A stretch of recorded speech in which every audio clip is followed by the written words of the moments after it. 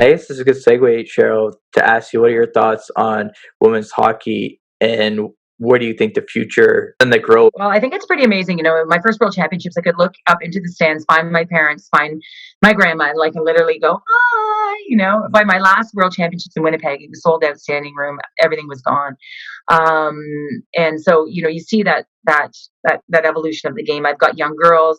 They've been playing the game since they were 3 or 4, who's pushing. But we're a bit at a stall right now. I think something needs to be done. I mean, the PWHPA is a great um, group that are sort of leading the charge here and trying to make a difference, trying to get women's hockey a platform to leverage from with resources, and less concerned about sort of today. Building a league of, a professional culture, not just the product on the ice, but the professional culture, your own room, and those things that just are taken for granted in those environments and professional environments that these women just don't have.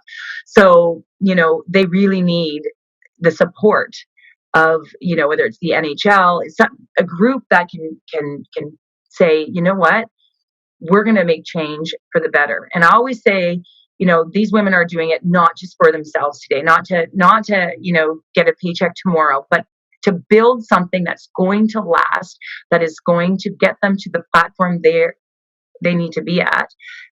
Similar to, say, the WNBA, it took time, and women's hockey is decades behind that right now.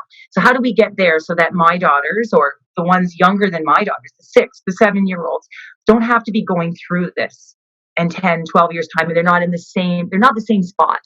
So, I'm, a real charge for this is let's get these women. I mean, you got our Olympic heroes, Marie-Philippe Poulin, like you've got our, Jana Hefford, is at the helm of this. Let's get on board, people, right? Let's get these women the platform that they've earned, and they deserve, so that the young girls of today can go watch them and say, that's where I want to be.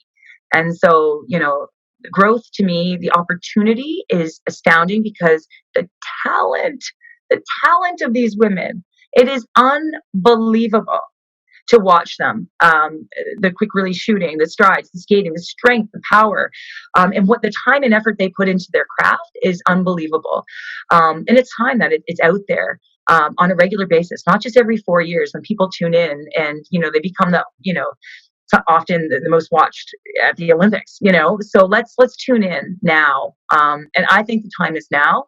I really, really believe that. So do I. And one of the things, Cheryl, that I would like to see as a fan is we often see tennis, the men's and women, are on television. I would like to see men and women of hockey leagues be on television as well. Well, and that's key, because I mean, they're one of the coin phrases, to see it, to believe it. And but when my daughters were young, you turn on the television and, it's NHL, right? It's what they see. And that's fine, because NHL is great. It's an unbelievable product. It's entertaining. It's all of these things. But I have a young daughter that knows Natalie Spooner, and that knows, watches Sarah Nurse, and they want to see them.